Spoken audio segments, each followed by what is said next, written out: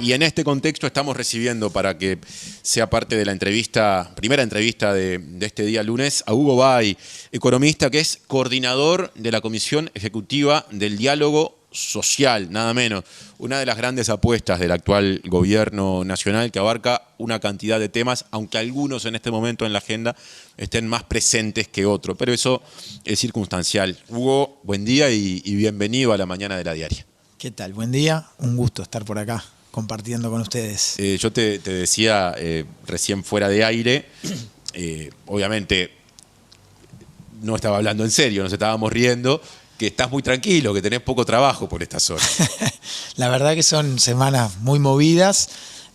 Arrancó el partido y bueno, estamos empezando a generar las primeras instancias del proceso de diálogo en esta etapa de recopilación de insumos. Después probablemente podamos conversar de algunos de esos temas, de lo que son las próximas actividades. Ya tuvimos una agenda nutrida la semana pasada y las que se vienen van a ser bastante intensas. Vos sos el coordinador de la Comisión Ejecutiva del Diálogo Social, ¿está bien dicho así? Sí, exactamente. Sí, coordinador del diálogo social y en particular dentro de lo que es la Comisión Ejecutiva, que es el órgano político, digamos, que dirige el proceso, la OPP y a través mío, que soy el representante de la OPP en ese espacio, somos un poco los que lideramos y los que coordinamos todo el proceso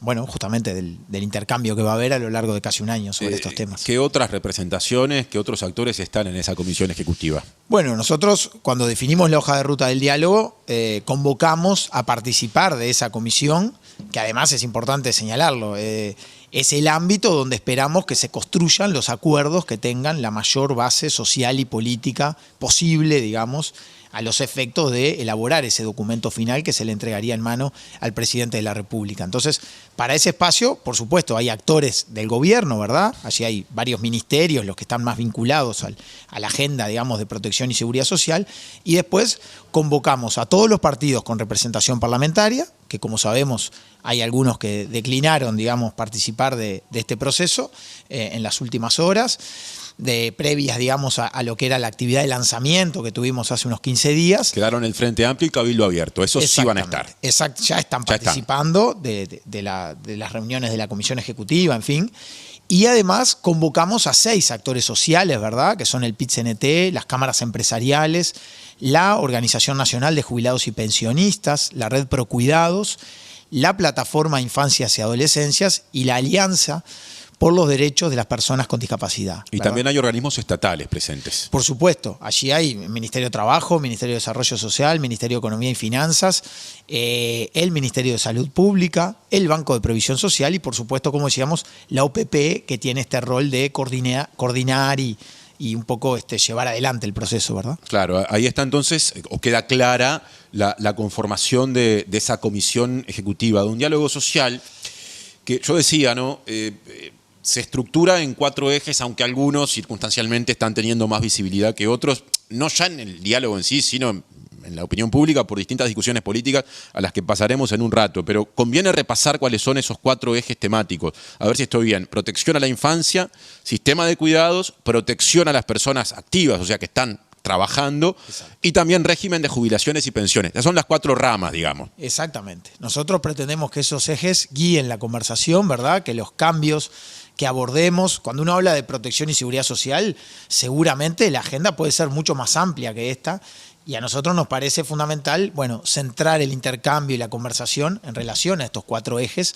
Es una agenda bastante ambiciosa porque, a diferencia de lo que fue el proceso anterior, en el que en general la conversación estuvo muy centrada en lo que era el régimen de jubilaciones y pensiones, nosotros acá pretendemos tener una mirada bastante más amplia, bastante más integral de lo que es la matriz de protección social, y por eso integramos temas que nos parecen fundamentales, ¿no? Yo diría tan o más importantes que los cambios en el sistema de jubilaciones y pensiones que el país debería procesar. Me parece que tiene que ver con la agenda en particular de protección a la infancia y de alguna manera consolidar y profundizar el Sistema Nacional Integrado de Cuidados, ¿no? Esos son 2 ejes absolutamente centrales para el desarrollo económico y social del país a futuro, teniendo en cuenta también los pocos nacimientos que estamos teniendo por año y el dato bastante alarmante y doloroso, digamos, en cuanto a que cerca de un tercio de los niños, niñas y adolescentes viven en hogares que están por debajo de la línea de pobreza. En fin, un escenario bastante crítico, que incluso tiene que ver también con el sistema de jubilaciones y pensiones, porque esos niños que hoy están naciendo en esas situaciones de vulnerabilidad extrema son quienes, por supuesto, por un tema ético, precisamos darles otras oportunidades y resolver su situación desde el punto de vista de la vulnerabilidad con la que conviven, ¿verdad? Pero más allá de esa cuestión ética que está en el primer orden, también son quienes, en última instancia, va a recaer el financiamiento del sistema dentro de 30 o dentro de 50 años. Y por lo tanto, más allá de discutir si la edad de retiro o si la SAFAP o si un componente, un parámetro, una tasa de reemplazo en el sistema, es fundamental que esa población, que son los futuros trabajadores y trabajadoras del mañana, estén en las mejores condiciones para que con el mayor capital humano posible y con la mayor productividad posible puedan hacer frente a un financiamiento que va a ser desafiante, no solo desde el punto de vista de las jubilaciones y pensiones, sino también del sistema de salud, del sistema de cuidados, en un contexto de población más envejecida. Las capacidades que tengan las cortes futuras va a ser determinante para mantener nuestro esquema de bienestar social, ¿verdad? ¿Y cómo, cómo le cae a esta primerísima etapa del diálogo social la discusión que, impulsada por el PIT-CNT, se está dando a nivel político, público en este momento, asociada a ir a algún sistema impositivo de tributación que pueda, gravando a la riqueza, obtener recursos para justamente volcar a la atención de la primera infancia? En un momento se había hablado de establecer algo así como un impuesto del 1% al 1% más rico para recaudar algo cercano a un 1% del Producto Interno Bruto. En las últimas horas hay datos que arrojan ideas, siempre partiendo de un ámbito del PIT-CNT, vinculadas en todo caso a modificar la lógica del impuesto al patrimonio y dejar de lado aquella primera etapa. Pero más allá de lo que en ese ámbito ajeno al que vos hoy estás ocupando se resuelva, ¿cómo interactúa esa discusión con el trabajo que se hace en el diálogo social? Bueno, el financiamiento es uno de los, diría yo, una de las dimensiones transversales para cada uno de esos ejes que mencionábamos hace un ratito. No solo el financiamiento, la cobertura, la suficiencia de las prestaciones que el sistema brinda, los aspectos vinculados a la equidad, pero centrándonos en esta dimensión del financiamiento, forma parte de la discusión. Por lo tanto, cualquier propuesta que en cierta forma incorpore cambios al esquema de financiamiento de la matriz de protección y seguridad social, en principio es bienvenida como un insumo para conversar, ¿verdad? Después, creo que no es la etapa donde hoy el gobierno, por lo pronto, está tratando de marcar la cancha y mostrar sus propuestas. Un poco el proceso del diálogo tiene una serie de etapas que nosotros pretendemos que se cumplan de manera relativamente ordenada, y hoy estamos en estas semanas dando comienzo a lo que es la etapa que llamamos de recopilación de insumos. Es decir, tenemos prevista una serie de instrumentos, digamos, para nutrir y enriquecer el proceso a través de los aportes y de las propuestas que surjan de la sociedad, ¿verdad? De las personas y de las organizaciones sociales que quieran hacerlo. Para eso vamos a tener conversatorios en el territorio. Hoy de noche tenemos uno, hoy de tarde, digamos, noche tenemos uno. Vamos a tener seminarios, la semana pasada ya tuvimos uno inaugural. Vamos a tener audiencias, ¿verdad? Cualquier organización o instituto puede en este momento solicitar una audiencia con esa comisión ejecutiva. Hay plazo hasta el 10 de agosto para anotarse en el sitio web, para solicitar, por así decirlo, la entrevista o la audiencia con la comisión ejecutiva. Hay plazo hasta el 10 de agosto, decía, en el portal del diálogo social, que es dialogosocial.uy, ¿verdad? Allí llenando un breve formulario, queda hecha la solicitud. Y también tenemos ya activo y con un conjunto interesante de propuestas un portal o una plataforma de participación ciudadana a nivel digital, para que también las personas, eso ya está más pensado quizá para personas, pero cualquier organización o quien lo entienda pertinente lo puede procesar ahí o volcar allí insumos o propuestas que, como decía hoy, enriquezcan y nutran el proceso, con la visión que existe sobre estos temas por parte de la sociedad. ¿Cuál es el portal, la plataforma? ¿Cuál es? La plataforma es una plataforma de AGESIC, ¿verdad? Que incluso está operativa para otros procesos, pero ahora también lo va a estar para el diálogo social. Y la forma de acceder a eso es a través, me parece que la forma más directa es a través del portal del diálogo social, que repito, es tan sencillo como dialogosocial.uy. Allí se ingresa y uno hace clic en un icono bien grande que dice participá con tus propuestas y ahí accede directamente al portal de AGESIC, ¿verdad? Que es quien administra, digamos, esa plataforma. Y repito, allí se pueden volcar propuestas, insumos y sobre todo también se puede mantener activa la conversación, es decir, sobre otras propuestas que presentan otros ciudadanos, en fin, otras personas, es posible mantener activa una conversación para mejorar eso. Y como decía, ya tenemos más de 12, el diálogo recién empezó, todavía no tuvimos ningún conversatorio, y sin embargo ya tenemos en ese sitio más de 12 propuestas por lo menos, hasta el viernes al menos, que están operativas y esperamos que sea un ámbito bien fecundo de participación y de conversación, ¿verdad? Recapitulando entonces, el diálogo está en etapa de recabar insumos, nutriéndose, digamos, de diversas fuentes, los conversatorios que se van a ir desarrollando, los seminarios, las audiencias, la participación de la ciudadanía a través justamente de ese portal que mencionaste, de dialogosocial.uy, donde se puede directamente participar y digamos, y en paralelo la comisión donde hay, como lo repasaste al comienzo, organizaciones políticas, sociales y sindicales que tienen presencia permanente. ¿Cómo empieza a producir? ¿Allí también se van desarrollando planteos o esa etapa vendrá más adelante? La idea es que esa etapa venga más adelante. Por supuesto que estamos abiertos a recibir cualquier planteo de cualquier organización. Eso va a ir ocurriendo además en estas instancias que tú mencionabas recién. Pero la idea es que ese trabajo más interno, digamos, de la Comisión Ejecutiva del Diálogo, una vez que tengamos más avanzada la etapa de recopilación de insumos, empezaremos allí a dar una discusión donde naturalmente el gobierno va a comenzar a volcar algunas propuestas en relación a esos ejes y por supuesto esperamos que tanto los actores políticos, partidarios como los actores sociales también vuelquen su visión y allí seguramente pueda estar un aspecto como este que tú mencionabas, ¿verdad? De cambios en la matriz de financiamiento que vayan por un lado o por otro y bueno, veremos en qué medida puede ser de recibo o no propuestas de ese tipo. Un poco la idea es tener un diálogo vivo, un diálogo abierto. Acá no es que realmente esté todo escrito, que esté todo pensado. Por supuesto que el gobierno tiene su visión sobre esto, tiene sus ideas, pero naturalmente va al diálogo con una flexibilidad para tratar de incorporar la mirada y la visión de los demás. Es decir, en última instancia, si logramos construir ese acuerdo, que es el objetivo central de este proceso, seguramente no va a ser ni la propuesta del gobierno, ni la propuesta del Frente Amplio, o del PIT-CNT, o de las cámaras empresariales, va a ser o de Cabildo Abierto. Va a ser una propuesta que en última instancia recoja aspectos de cada una de las visiones y podamos construir una síntesis que en cierta forma constituya un insumo relevante, porque acá también es importante señalar alguna cosa, ¿no? La Comisión Ejecutiva no tiene carácter resolutivo, simplemente es un espacio que busca generar un acuerdo. Después eso va a ser un insumo para que el Poder Ejecutivo... ¿Un documento se va a elaborar? Exactamente. El resultado final va a ser un documento a entregarle en mano al presidente de la República, Yamandu Orsi. Ese es el final de la película. Supongo que el escenario ideal sería el de un documento consensuado, pero también intuyo que ante eventuales faltas de acuerdo puede terminar resolviéndose por mayoría. ¿Hay algo de eso en la lógica de funcionamiento? No hay una lógica de resolver por mayoría, Ajá. No va a haber votaciones y por eso es que hace algunas semanas se dio una discusión sobre la representatividad que podía tener cada actor o cada partido político.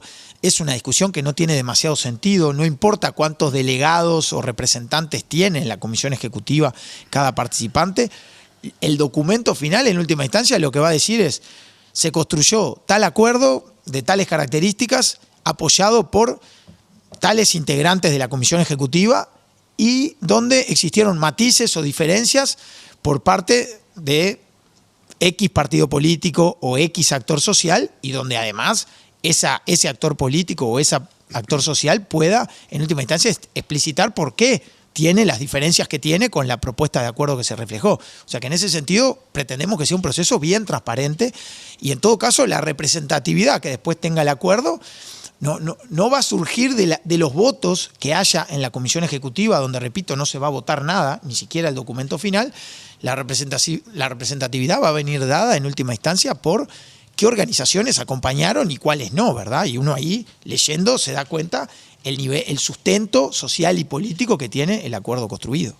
Volviendo a los ejes del diálogo social y centrándome ahora sí en primera infancia y asociándolo a esta propuesta impulsada por el PIT-CNT que está vinculada a la cuestión impositiva. Sos el coordinador de la comisión, sos economista también. ¿Qué visión tenés como economista del uso de herramientas asociadas a lo tributario para atender problemáticas específicas como en este caso la primera infancia?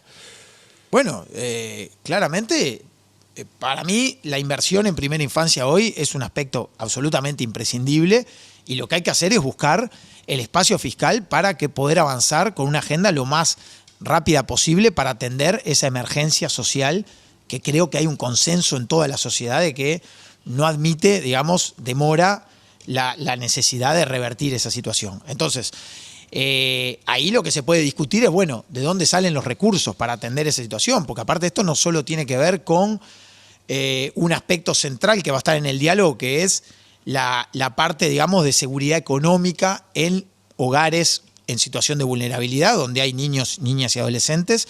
Eso tiene que ver, sobre todo, para que se entienda mejor, con lo que son las transferencias no contributivas, las transferencias del MIDES, ¿verdad?, que todos conocemos. Eso va a estar como parte de la discusión del diálogo social, qué oportunidades de mejora puede haber en el diseño de ese sistema para unificar algunas prestaciones, mejorar la cobertura, mejorar la suficiencia, discutir las contraprestaciones que muchas veces existen y si tienen sentido eliminar la prestación en hogares donde pasan determinadas circunstancias, o para eso se requieren otro tipo de instrumentos, el instrumento financiero a través del cual se cobra esa prestación. En fin, parece que hay un conjunto amplio de aspectos sobre los que discutir posibles mejoras en el esquema de prestaciones no contributivas del MIDES. Ahora, la pobreza infantil no se restringe a eso, ¿verdad? Tiene que ver con aspectos vinculados a la vivienda, a la educación, a la inserción laboral de jefes y sobre todo jefas de hogar, que muchas veces son las que lideran desde el punto de vista de los ingresos esos hogares con recursos insuficientes, y ahí tenemos un conjunto de temas que escapan al diálogo, que no van a formar parte más directamente de la conversación, y que sin embargo el gobierno tiene definido algunas líneas de acción muy claras para avanzar en políticas que reviertan esa situación. Por ejemplo, ¿cuáles? Bueno, en materia del mercado laboral, hay un programa vinculado a la necesidad de generar empleo para jóvenes, por ejemplo, o el hecho de priorizar dentro de los lineamientos salariales la situación de los salarios más sumergidos, por ejemplo, como hemos visto. Obviamente, procesos que uno quisiera que fueran mucho más veloces, mucho más rápidos, porque podríamos revertir la situación, pero en función también de las restricciones que existen, de la economía política que tienen esos procesos, se va buscando avanzar, ¿verdad? Menciono esas dos vinculadas al mercado laboral, hay otras, pero lo que quiero decir es, la discusión sobre el combate a la pobreza infantil no se agota en el diálogo, es decir, es un conjunto más amplio, digamos, no le pidamos al diálogo que por discutir el sistema de prestaciones no contributivas pretenda resolver ese problema. Es un problema multicausal, multidimensional, que precisa un abordaje más integral. Y ahora, volviendo a la cuestión del impuesto. No quiero esquivar eso. El tema del impuesto puede formar parte de la conversación. También es cierto que hay compromisos de campaña asumidos en relación a eso y se irá viendo cómo se gestiona. Bueno, ahí me quiero detener, porque vos hace un rato dijiste el gobierno encara el diálogo con flexibilidad. Ahora, si el discurso previo es no se modifica el sistema tributario en el sentido de crear nuevos impuestos o, interpreto yo, aumentar significativamente la recaudación usando impuestos quizás preexistentes, ¿no? Porque ahí hay un matiz. Vos capaz que sin crear un nuevo impuesto podés gravar más a determinado sector usando una herramienta preexistente. Cuando se parte de ese discurso, ¿no se termina acotando el margen de acuerdo o esa flexibilidad que al mismo tiempo el gobierno dice que está colocando arriba de la mesa? Bueno, hay que dar me parece que no hay que apresurarse o no hay que anticiparse a la conversación. Me parece que hay que generar el espacio como para dar ese intercambio. El gobierno viene con compromisos asumidos en términos de lo que es la situación tributaria. Hoy no está en la agenda de gobierno, eso es un dato el hecho de incorporar nuevos impuestos o aumentar significativamente la presión tributaria, eso es real. Y dicho esto, también hay una serie de compromisos asumidos en relación a avanzar en los ejes que están planteados en el diálogo social. Es decir, esa agenda que está en el diálogo social, que tiene que ver con protección de la infancia, que tiene que ver con profundizar el sistema de cuidados, está en los compromisos asumidos por el gobierno y en las bases programáticas que daban cuenta de cuáles eran los contenidos del diálogo. No fue una definición que tomamos nosotros en la Oficina de Planeamiento y Presupuesto. Es decir, la base fundamental está allí planteada, ¿verdad? Entonces, también tenemos que ver cómo hacemos frente a esos también compromisos. Bueno, de eso se trata, de buscar los equilibrios, y yo entiendo que además el tema en particular del financiamiento de la seguridad social, el tema de remover algunas inequidades, o sea, nuestro sistema de seguridad social hoy tiene un conjunto de exoneraciones que me parece que está bueno incorporar en el intercambio si se justifican, tiene un conjunto de regímenes que hoy tributan su aporte patronal en función de un régimen relativamente más beneficioso que el de otro. Discutamos si eso se justifica. Me parece que son temas que quedaron pendientes de discusiones que no se dieron en el proceso anterior, en el marco de la comisión de expertos, o por lo menos discusiones sí se dieron.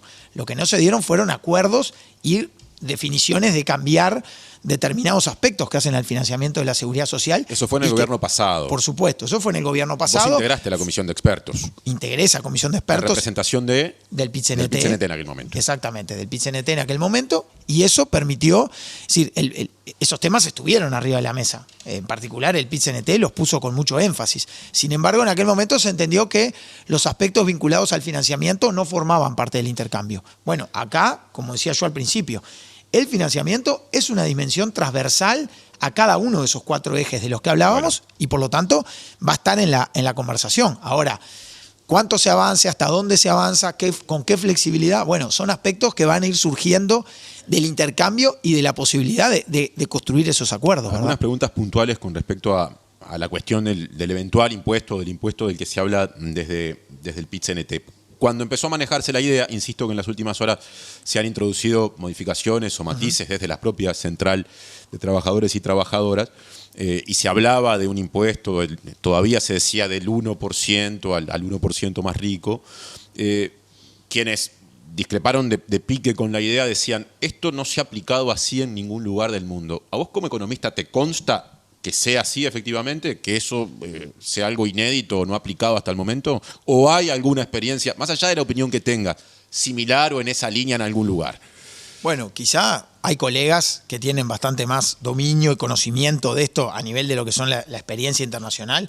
A mí lo que me consta es que es un tema que hoy está en la agenda de discusión y donde hay diferentes visiones también, ¿no? No hay una unanimidad de que los países deban avanzar por este lado, pero evidentemente hay determinados procesos del desarrollo económico que generan, en fin, una concentración, que generan niveles de desigualdad bastante complejos de gestionar, y donde la concentración de ingresos y de riqueza en esos umbrales más altos, que eso sí es un fenómeno relativamente nuevo de estudio, esto de estudiar a los súper ricos o a esta idea de el 1% o incluso sectores más restringidos dentro del 1%, ni siquiera es todo tan homogéneo. Dentro de ese 1% también hay diferencias importantes entre quienes están, vamos a decir, más por debajo y los que están más por encima. Realmente diferencias abismales, ¿no? Entonces, me parece que es un tema que tiene que estar en la conversación, que legítimamente puede ser planteado como un aspecto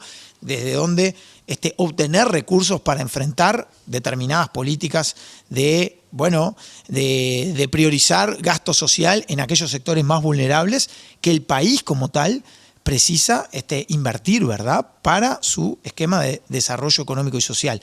Entiendo que hay experiencias y que hay, sí, pero también ahí prefiero no entrar en un terreno quizá que no es el de mi dominio, digamos. Pero hay experiencias, dijiste. Sí, creo, sí. ¿Pero cuáles, por ejemplo? Bueno, hoy, por ejemplo, tenemos, no sé si la que está planteada por el PIT-CNT, pero hoy, por ejemplo, está planteado esta idea de, para determinadas empresas multinacionales que superan determinados umbrales, tener una tasa de aporte del 15%, en fin, es un un tema que está planteado hoy en Uruguay, tiene otra cabeza, tiene una mirada con carácter global, no está aplicada a un contexto como pero me parece que lo que busca justamente es gravar capitales que de otra forma muchas veces por ir a determinado lado o a determinado otro lado a instalarse y a generar determinadas áreas o eslabones dentro de la cadena productiva para justamente eludir o evitar pagar determinada tributación. Bueno, se plantea un esquema con un carácter global que pretende justamente garantizar que esas empresas tributen lo que corresponde, ¿verdad? Y son empresas además de porte muy importante, con ganancias en general muy importantes, y eso también hoy está planteado dentro de la discusión en Uruguay. Es decir, la necesidad de que ya que hay un impuesto de carácter global, bueno, esas empresas puedan tributar en nuestro país y no lo terminen haciendo en otros países en donde están sus casas matrices. Por lo tanto, ahí también hay una oportunidad más allá de esta otra discusión que, repito, está válidamente planteada para el intercambio. Me parece que ahí tenemos un camino directo de decir, bueno, determinadas empresas que están en Uruguay y que hoy van a ser obligatoriamente, van a terminar pagando determinado tributo, ¿cómo logramos que lo hagan en nuestro país, ¿verdad? Para que quede en última instancia como espacio fiscal para invertir en estas prioridades sociales. Yo decía que la propuesta del PIT-CNT, según lo que hemos ido averiguando, fue cambiando o fue adquiriendo ciertos matices en las últimas horas, de aquello del 1% al sector más rico de la población. Se pasó, según una nota publicada en la Diaria de fin de semana, escrita por Natalia Ubal, a un planteo en el que se establece que en la comisión creada por el PIT-CNT para generar argumentos técnicos para respaldar la propuesta de la que mencionábamos, hubo consenso en que políticamente es más viable y sencillo, textualmente, de implementar una modificación de las tasas del impuesto al patrimonio de las personas físicas en lugar de crear un impuesto nuevo que aplicaría diferentes tasas a partir de patrimonios de $1 millón. ¿Qué pensás de esta alternativa? A ver, yo prefiero, en el rol que hoy me toca jugar, no emitir una opinión personal, ¿verdad? Es decir, me parece que hoy, desde este lugar, lo más sensato es hablar como en el rol que me toca, que es coordinando el diálogo social. Me parece, justamente, quizá eso también tiene en cuenta la economía política que pueden tener determinados cambios, y frente a algunos compromisos, seguramente sea un camino más... algunos compromisos asumidos en la campaña puede ser un camino más,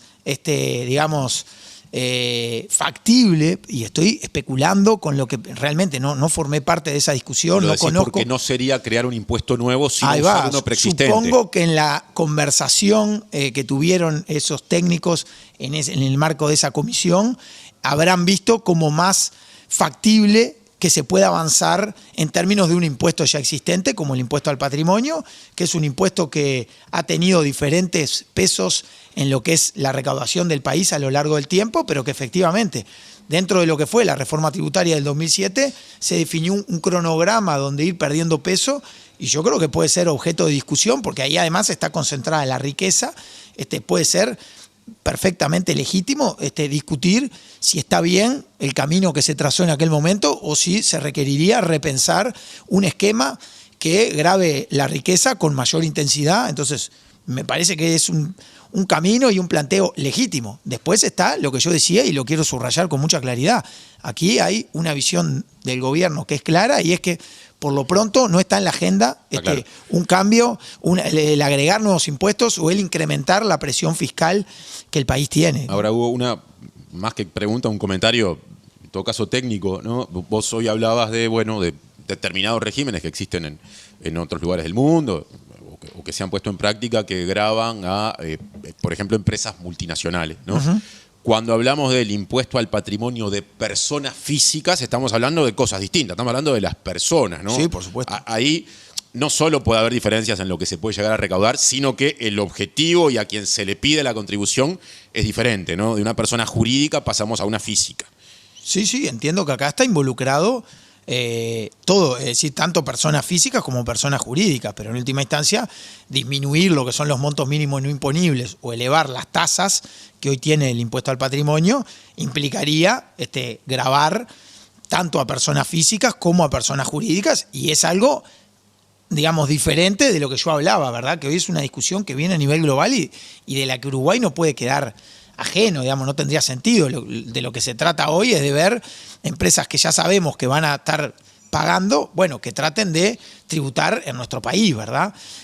Ahora, esto es otra discusión y sí, naturalmente remite a otro colectivo que incluye personas físicas con patrimonios de determinado porte que puedan hacer una contribución más importante a lo que es la recaudación para, por ejemplo, incorporar o profundizar, digamos, los avances que se puedan generar en el combate a la pobreza infantil o en otras dimensiones del gasto público social que se entiendan que son prioritarias y estratégicas. Nos queda muy poquito tiempo, no quiero dejar de lado porque es otro de los ejes, la situación previsional, digamos, otro de los ejes del diálogo social. Quise decir, recién mencionaste la posibilidad de, bueno, de por lo menos analizar cuál es la situación del sistema de aportes que hay en Uruguay, un sistema de aportes que muchas veces es cuestionado desde ciertos sectores por lo que cargan las y los trabajadores y cómo en cambio en el sector patronal hay otro nivel de aportes, en algunos casos exoneraciones, todo lo que vos mencionaste. Bueno,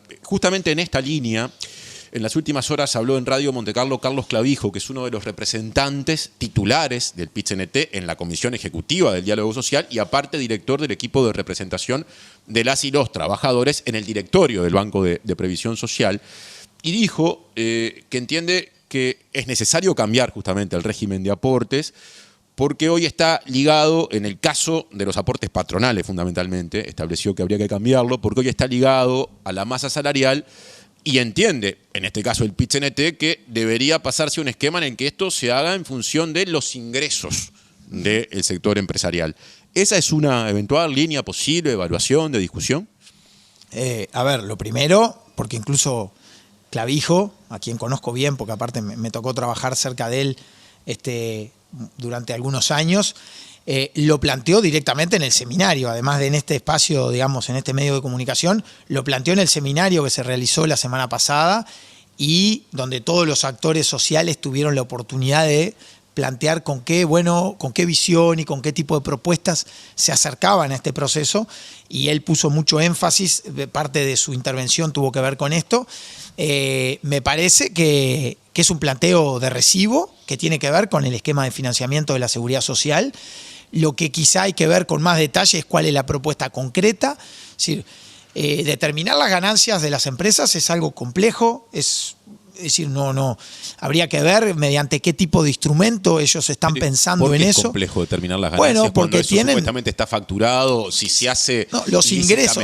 Sí, la Dirección General lo que pasa es que hay que definir ahí qué es la ganancia o la rentabilidad, ¿verdad? Ajá. Lo que sí uno puede acceder de forma periódica, sistemática, quizás es al nivel de ingresos que puede tener lo que se factura. Una empresa. Ahí va, eso sí, es algo transparente sobre lo que las empresas tributan. Ahora, ya establecer un parámetro de ganancias. ¿Y qué pasaría cuando una empresa tiene pérdidas? No haría ningún aporte a la ciudad. Me parece que hay algún conjunto de cosas para conversar sobre en qué está pensando de manera más concreta, en este caso la central sindical. Pero yo creo que son propuestas de recibo y habrá que estudiarlas. Hoy tenemos un esquema centrado en aportes sobre la nómina, ¿verdad? Tanto los aportes personales como los aportes patronales, pero también hoy es un sistema que se nutre de recursos de rentas generales, ¿verdad? En este caso a través concretamente de 7 puntos de lo que es el IVA, el tema del IAS, ¿verdad? El impuesto que pagan las pasividades más altas de nuestro país. En fin, el esquema de financiamiento que tenemos lo conocemos.